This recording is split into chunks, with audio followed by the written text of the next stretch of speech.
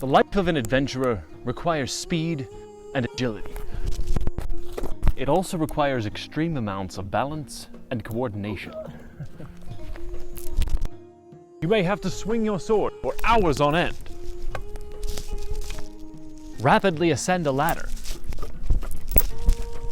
Or lift and carry heavy loads over long periods of time.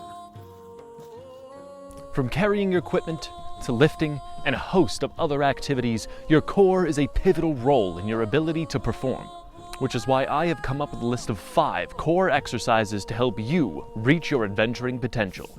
So, come on, and let's get training.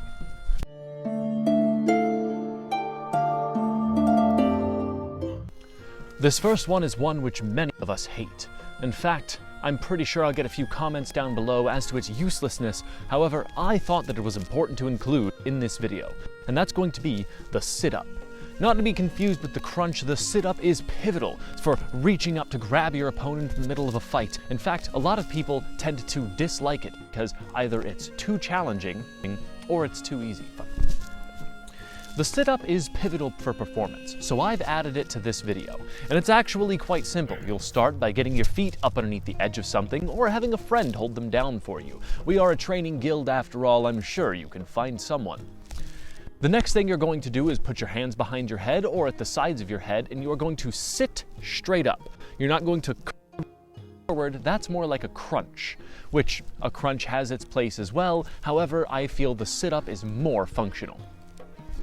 You'll make sure that when your feet are up underneath of something, you're sitting up in a nice straight line to face whatever's in front of you, whether that be your friend or an empty forest. Next, you can alter this to make it a little bit more progressive by crunching side to side in order to hit your obliques and your stratus muscles more. Serratus? Stratus. The muscles on the side. All of these muscles are going to be important for swinging your sword, fighting off enemies, and just generally carrying around a bunch of crap. You know how adventurers like to carry around a bunch of crap. So the next one that we're going to be talking about is the Russian twist. And this one is a little bit more advanced. Some of you might have a harder time with this one starting out, but I'm going to show you the easiest way leading up to the hardest way. So of course the easiest way is going to be, you're going to go from sitting, you're going to have your hands either clasped like this or gripped over like this. Either way, you want your knuckles. I suppose you could do more of a prayer. I prefer to have my knuckles like this though. And you're going to lean back until you feel the tension in your abs. You don't want to hunch forward, you want to be straight. So stop whenever you feel like you can't go back any further. And then it's going to be nice and simple. We're going to keep in this position. Be mindful of where we are. We're going to touch our hands to the ground over here. We're going to touch our hands to the ground over here. And then we're just going to repeat that over and over again. If I can do 30 like this with my feet on the ground, then I can do 10 like this with my legs raised.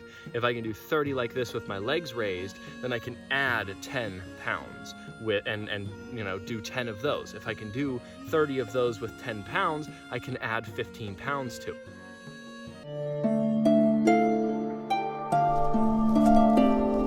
This next one is pretty straightforward. However, you're going to have a little bit of difficulty doing it if you don't have a kettlebell. This one I'm using here is 15 pounds, but you can pretty much use any kettlebell that is comfortable for you.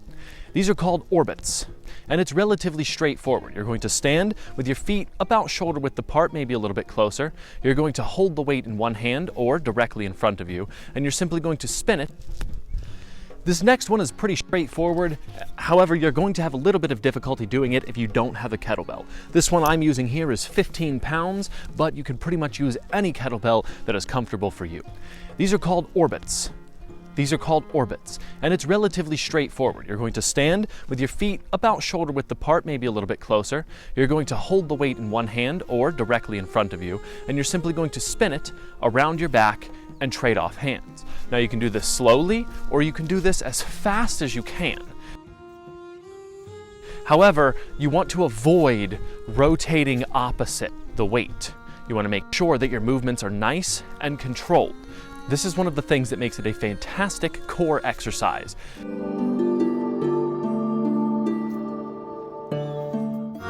Next up we have the farmer carry, which can either be done with the same amount of weight on each side, counterweighted with two different weights, or one much lighter weight and one much heavier weight. Now these are most commonly referred to as weighted carries or farmer's carries. Now when performing farmer's carries, it is important that we make sure that we maintain a slight shrug in our trapezius muscles. We don't want it to be super exaggerated, but we don't want our arms to just hang down at our sides. We want to make sure those are controlled. We also want to make sure that we're not slouching into it as we walk and that we're standing with a nice straight posture. And if you're using two different weights on each side, that's actually going to help even more as your body attempts to counterbalance the forces of gravity. Just make sure that when you do it, you're switching out whichever side has the lighter or heavier weight on it. And this brings us to the sponsor of today's video. What do you mean I don't have a...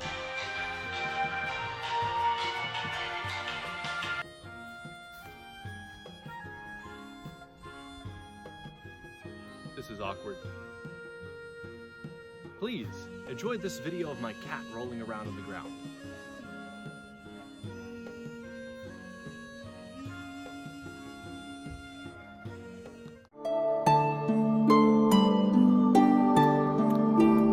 The jump rope is an absolutely fantastic full body exercise. And I'm actually going to be going over it a little bit more in another video, but I figured I would mention it in this one because it really does require a lot of core strength to keep yourself upright for that amount of time. You can also add what I've commonly heard referred to as rope flow. And this is simply where you swing the rope with the intentions of working your spine muscles, which are also part of the core.